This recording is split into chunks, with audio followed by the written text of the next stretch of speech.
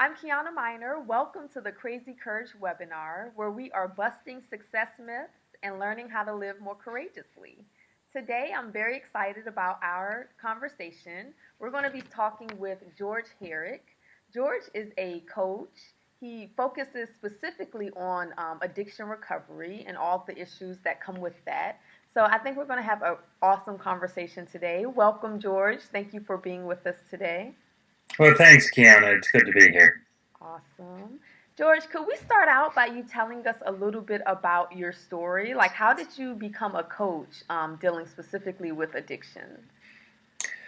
Yeah, I'm happy to talk about that. Okay. I'm in recovery myself. I am recovering alcoholic and drug addict, Okay. and I got sober back in 1975 after a number of years. Literally, that took me to the streets, homeless and unemployed, and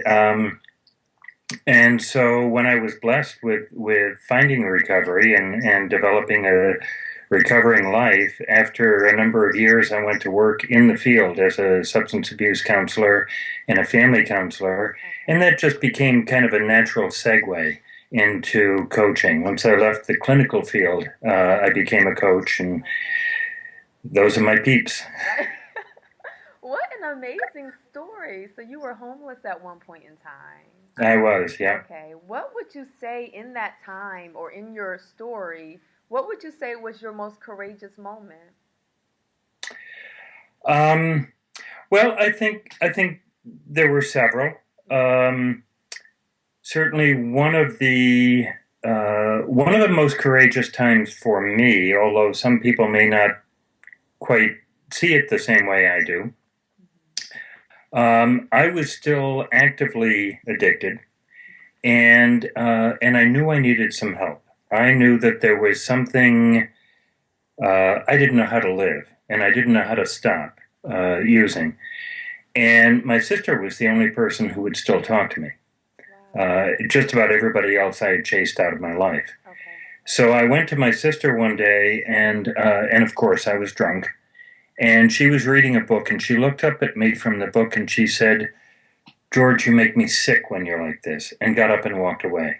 Okay. And I knew at that moment that I was all alone, and either I did something dramatic to change my life, or I was going to die. Okay. And so I called my doctor, and I was in treatment within 24 hours. Oh, wow. Yeah. Wow. Okay. And my sister took me to treatment. Okay. That's awesome. Yeah. So it was really, oh, go ahead. Go ahead. Well, I was just going to say that that certainly was one of the most powerful and I think most courageous moments because I, in spite of the fact that I was high at the time, I knew enough to know that this was it. It was do or die right now. Okay. And so that took that 20 seconds of insane courage Right. to reach out, Hmm. and I did. And then, of course, the recovery process was courageous in its own way because here I was changing my life into I didn't know what, Right. and without any parachutes, without any of the familiar escape mechanisms that I had, so that I could quote unquote feel better. Okay. Kill myself, but feel Right. better. Right. Right. Feel better in the moment. Yeah. Yeah. What you've worked with a lot of clients as far as addiction is concerned. What is it that you think people are escaping from? Could you talk a little bit about that? Sure.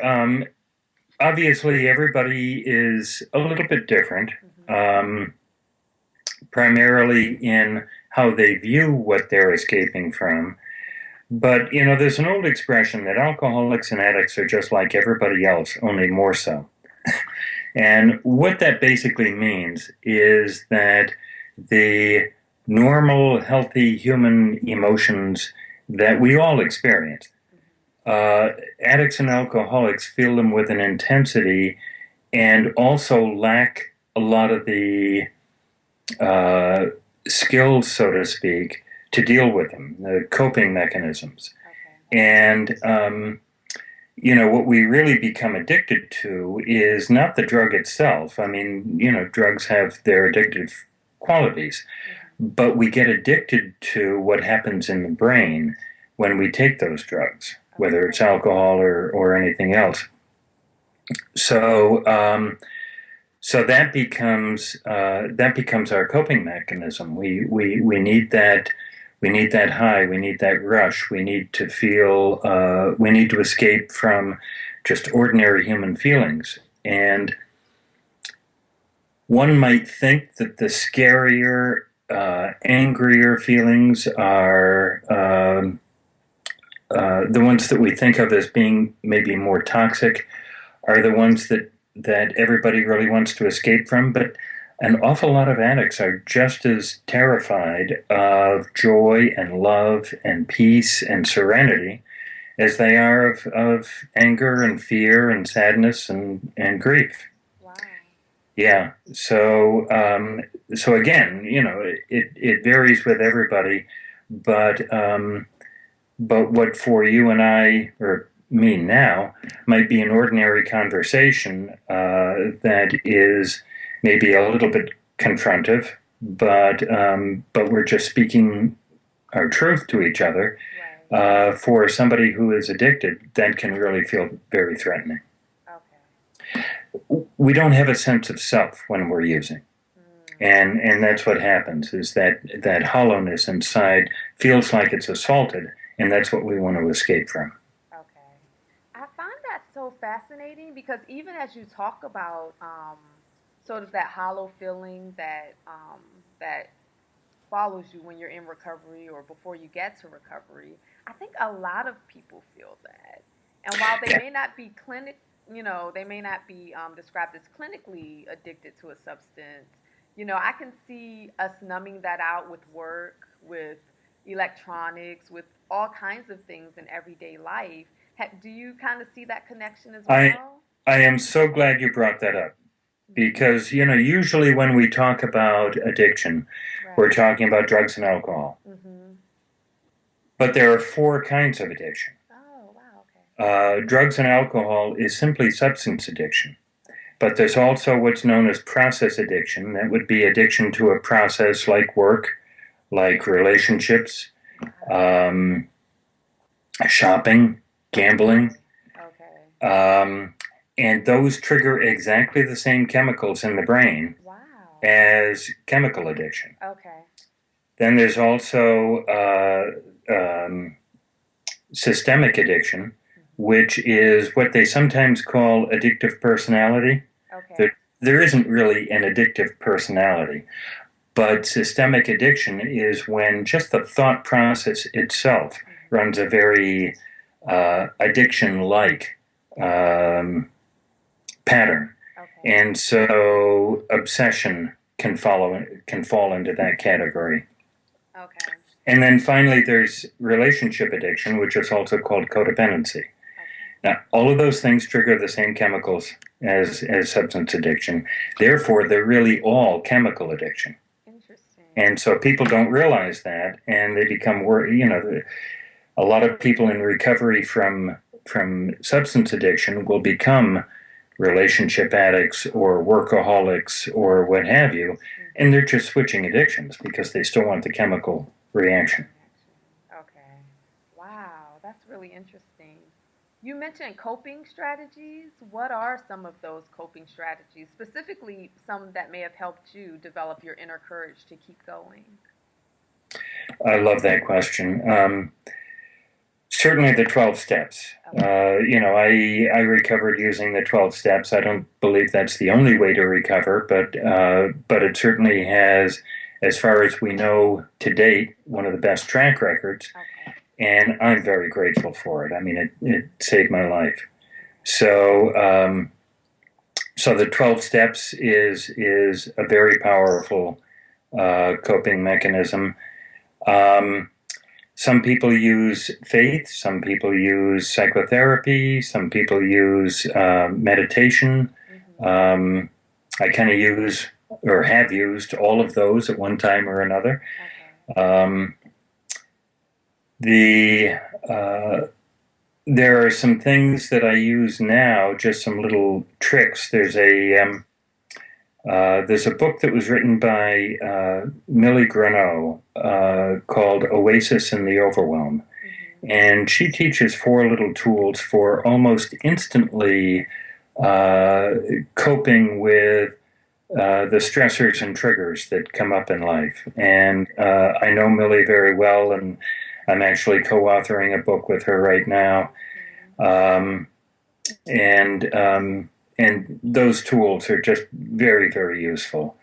So really anything that any individual comes across that will help them to just be with the experience. You know, we tend to have a hard time sometimes with emotions, particularly the ones that are more uncomfortable, anger, fear, sadness, things like that. And what it comes down to, Kiana, is all of our feelings are simply teachers. They're there to help us. And so if we can learn to manage that, then we can cope with anything. Does that make sense to you? Yeah, Do you that find? definitely makes sense. That definitely makes sense. Okay, very interesting. Could you talk about what your life felt like when you were in an addictive pattern? Like what did you feel like on a regular basis, if anything at all? But what just so that people can kind of get an idea of where you were as opposed to where you are now. Yeah, Okay. I was pretty numb most of the time. Okay. And quite frankly, that's exactly how I wanted it. You know, I when I had moments of sobriety and lucidity, I was pretty frightened, just of life in general. I was very angry at life in general. Um, I I guess there was certainly an amount of sadness and grief, but that was so masked by the fear and the anger that I don't think I really had much access to that. I was just running, you know. How do you know the difference? And just answer this the best that you can from your experience and working with clients. How do you know the difference between when you're numb and and when you're truly happy? Because some people will say, "Well, I'm happy," but they're really numb. They're not really experiencing the full capacity of joy. Do you know what I mean? Well, actually, you broke up for a minute, so I missed the middle part of the question. Okay. So if I you was could just repeat the question, that'd be great. Sure. I was asking if you could talk about the difference between feeling numb and feeling real joy. Because I feel like some people may say, "No, I'm happy," when they're actually numb. You know what I mean? Yeah. Like, Yeah. how do you know the difference? That's a very good question. I would say that that numb is a feeling of it's almost a feeling of lifelessness. Let me explain it this way. I look at emotions as energy in motion, emotion. And when our emotions are really flowing, there's a vitality, there's an aliveness. We might feel light, but we're going to feel like we're really connected. Connected. You know, to our life, to life in general. And that's the natural state that we're supposed to be feeling all the time.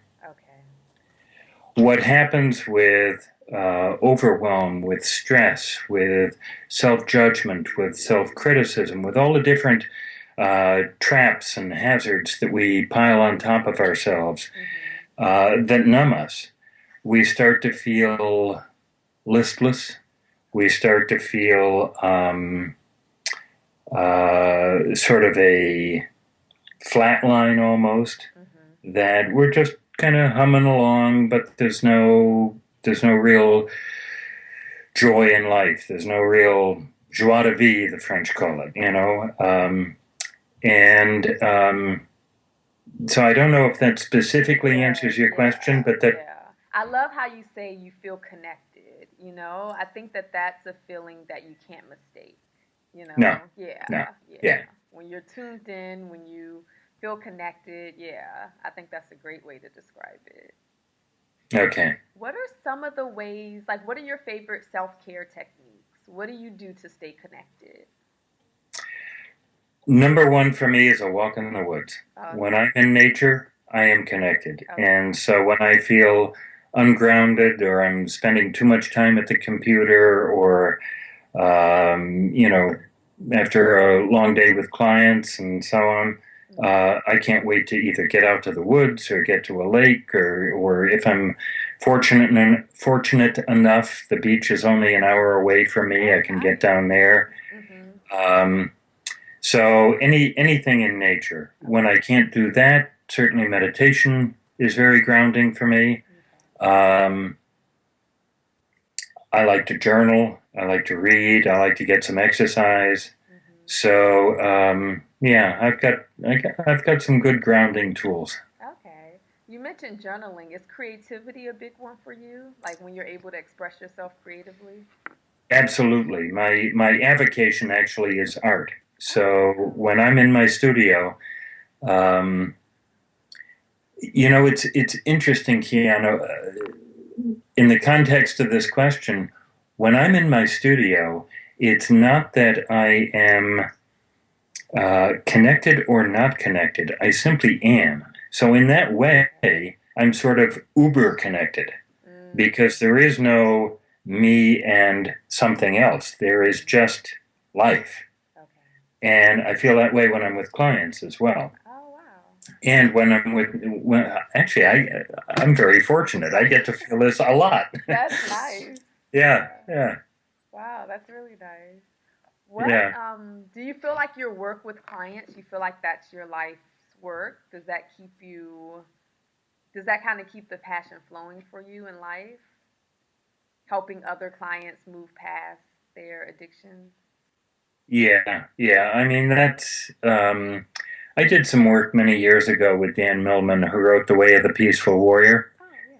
and and his definition of a spiritual warrior Mhm. was someone who makes good money doing what they love to do, serving other people. Okay. And he looked at that from the standpoint of body, mind, spirit. Mhm. The making money takes care of your material needs, Okay. so that you're not a burden to anybody, so that you can feel comfortable in your life.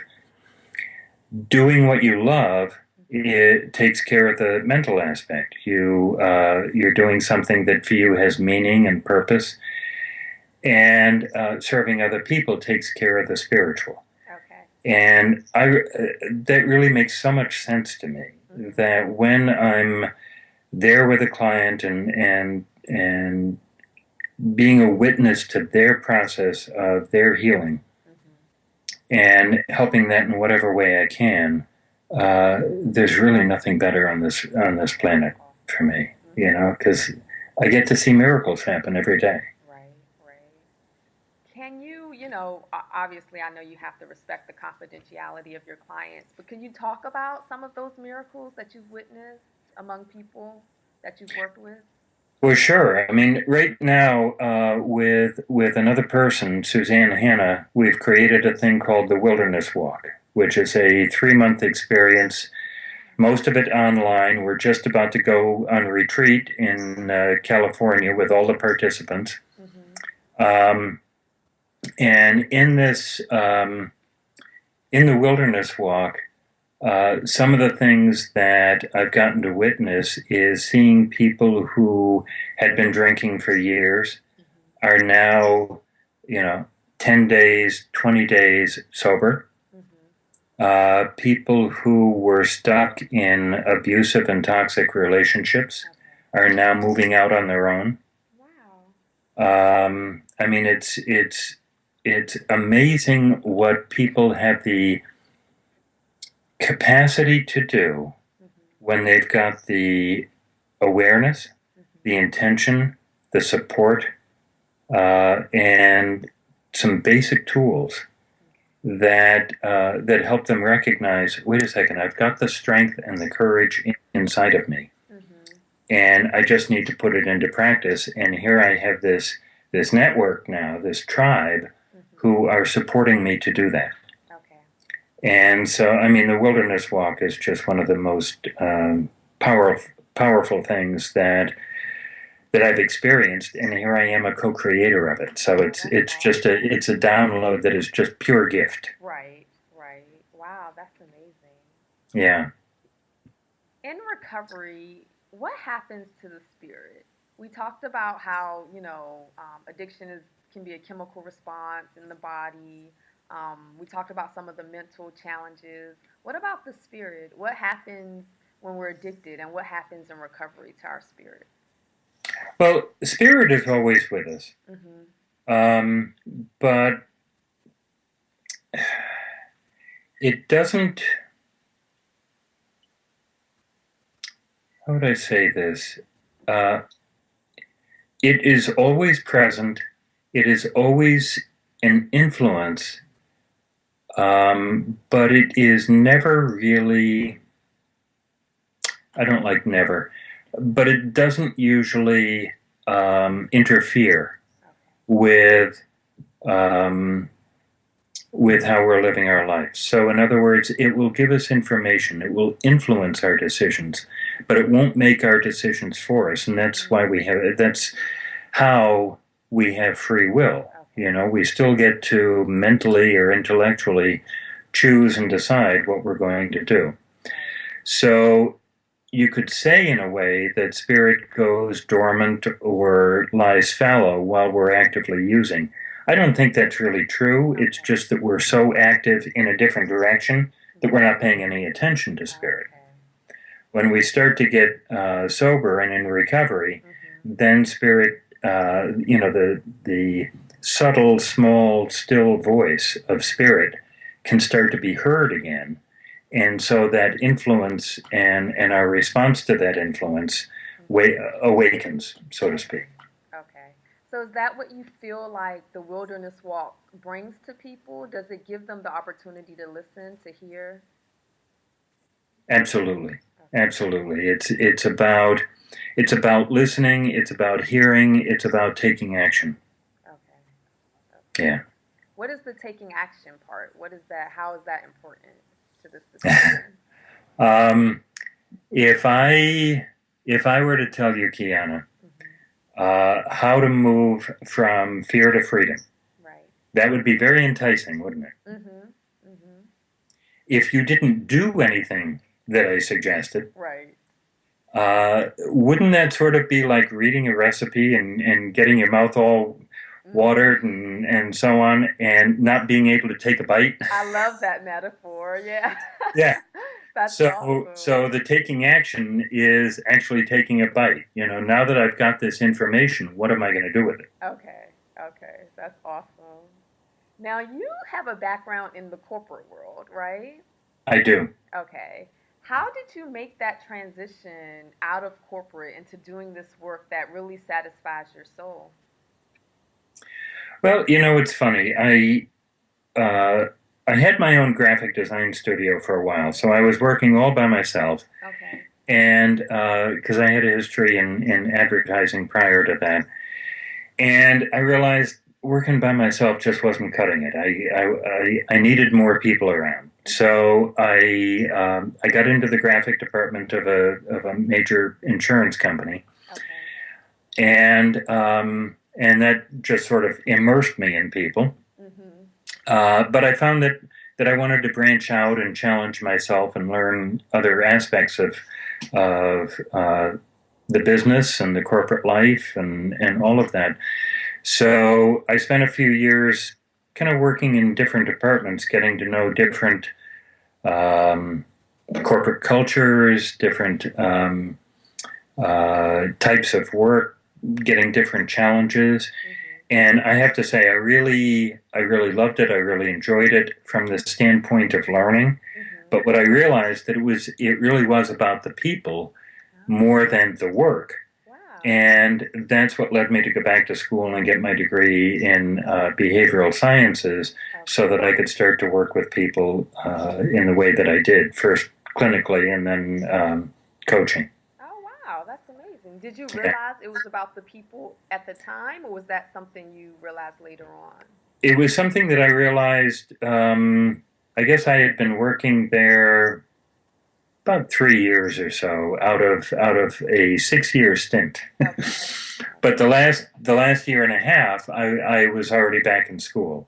So I was working as a consultant part time Nice. and going to school at the same time, Okay. and and Okay. moved on from there.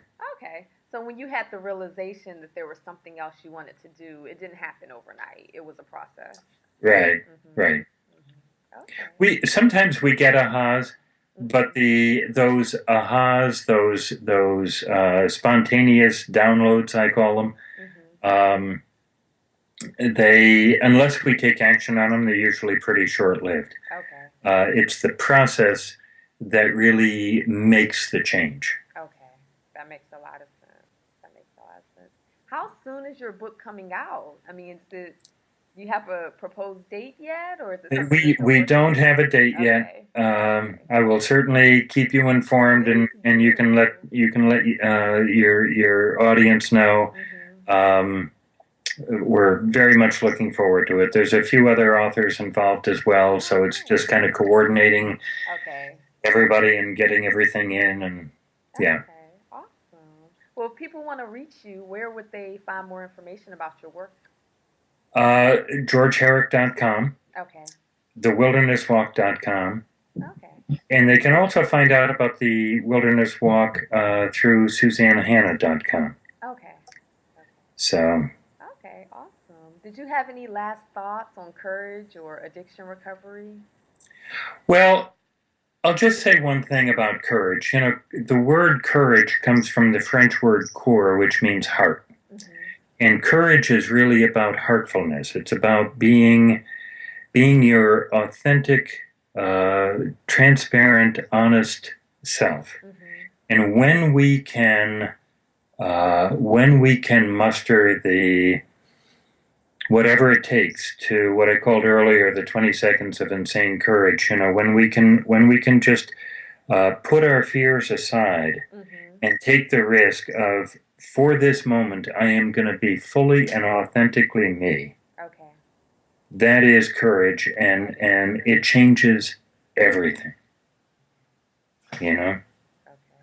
One last note. I know we have to wrap it up, but one last note. You know, you talked about where you've been and sort of your journey. Where are you today? In addition to your career, what else around you brings you joy? What else is in your life that brings you joy?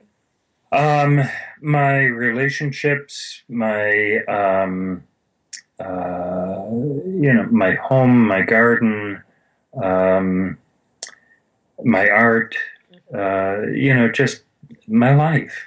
Your life. I am very blessed in that because I've been willing to take the risks that I've taken, Mhm. and because I've been willing to sometimes kicking and screaming and leaving claw marks behind, I've been willing to follow where I'm led and follow that courage. I'm blessed to have a very good life. That's awesome. Thank you so much for sharing. Your life is so inspirational. Thank you very much, George. Well, thank you, Kiana. Thank you for having me here.